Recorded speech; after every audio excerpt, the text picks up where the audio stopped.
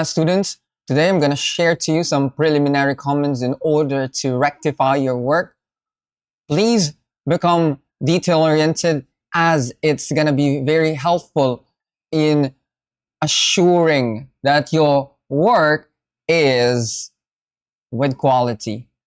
Let's start off with the very beginning. Let me just go here, Zotero account, and there are some papers that I'll share with you right now. Let's start off with the very first one. I'm gonna debunk right now the concept that we should not use we or I in a certain paper. That's very wrong, I tell you. APA and other guidelines tell that first person pronouns are already acceptable.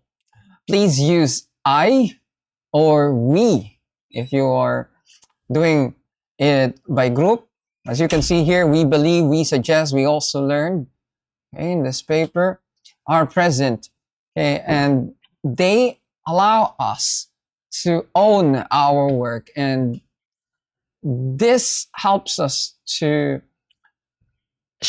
go away from awkward phrasing.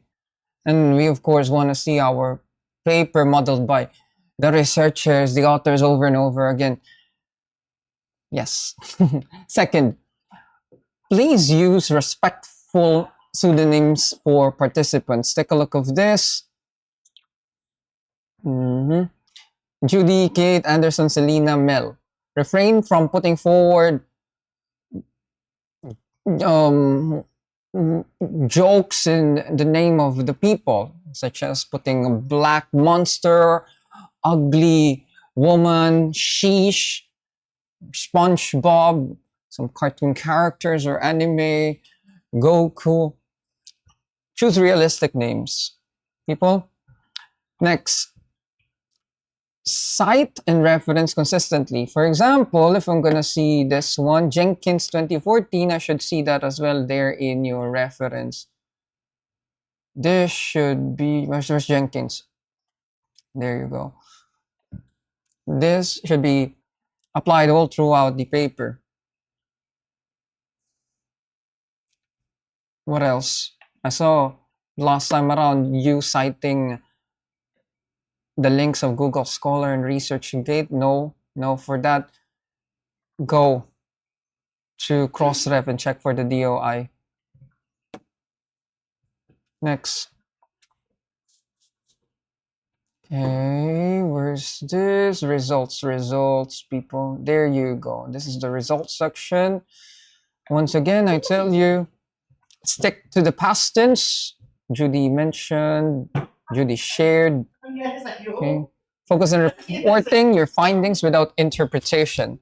Save all the analysis, interpretations, inferences, and then the pros and cons and the compare and contrast in the discussion. Next part. Mark errors in quotes. Okay, please check how to do it. If there's a missing word there, put forward brackets and have that there. And if there are some errors in the statement, correct it and put SIC, SIC, immediately after the error. And this shows that the mistake is from the original text and not from your writing. What do we have here? Number 6. Okay, if there are many authors in one paper, okay, and if it's in the citation, put et al. 3 or more. I don't want to see individual 3 authors there in the content of your paper. I meant in the discussion or in the paragraphs that you've got. Make it concise. What else? Handle the short and long quotes very well. For short quotes, how do we do this? And this is a short phrase. Okay, it's inside the quotation marks. It means it's verbatim. It's exactly what the participant mentioned. Okay, and what do we have here as well? Hmm, if it is then a, let me say an example, huh? An example, people. This one, I am not as lazy as you, sigh. Okay, like that. Short quotes. What do we mean by short quotes? These are quotes with fewer than 40 words. They should be integrated in your text. But if it's longer than 40 words, like this one, do not italicize it, do not put quotes, use block format, indent 1/2 inch, and yeah, always indicate, is it coming from Mel, okay, in the person, put forward if it's an interview reflection, then if it's translated or not. Even though it's Taglish and you translated it into entire English, put translated as well. Do not put, by the way, the Filipino counterpart anymore. Next one. Am I recording still?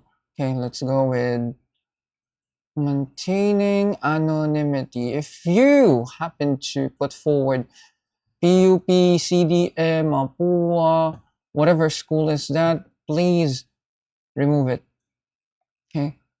Instead, use the neutral terms like the participant school to keep your study anonymous. We don't want to, for example, if it happens that you find an untoward result, we don't want to hurt the reputation of the school. Then I've got this as well. Format references correctly. Let me have this one. This is the correct formatting.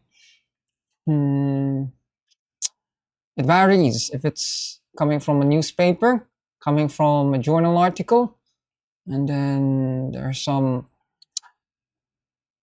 edited chapters in a book. Okay, a book. They all vary, but APA 7 is with you. They have some idiosyncratic guidelines, meaning unique ways in order to format it. I can just easily see if you're following it or not because I'm immersed in such such a guidebook. Next, italicize. When to italicize. This one, if it's a journal, the journal name and then the volume. No more, no less. Then hyperlink the DOI. It should be HTTPS format. Do not just put DOI and colon, not like that. And then aim for the updated references and prioritize those coming from last 5 to 7 years to make it very current. You may as well cite some classic works and maybe in the year 2000 or 2005. They're fun, but make it minimal. Lastly, use credible journals. Do not just cite some ordinary predatory ones. You know, if it's suspicious, more particularly in, you can easily see that in an aesthetic manner. Yes, do not cite it. If it lacks something like a DOI, go away from that. Refrain also from citing websites and blogs and websites that are can easily be made up, blogs or LinkedIn and Facebook posts, social media posts. Stick to scholarly sources. Where can you access them? Google Scholar, Semantic Scholar, Consensus AI, SciSpace, and many more. Then you want to know the DOI for all of them? Just check Crossref. It will give all the DOIs for those references. Good luck, guys, and I do hope the best for you all. Ace writing your references, and you're on your way to becoming a great researcher. Take care.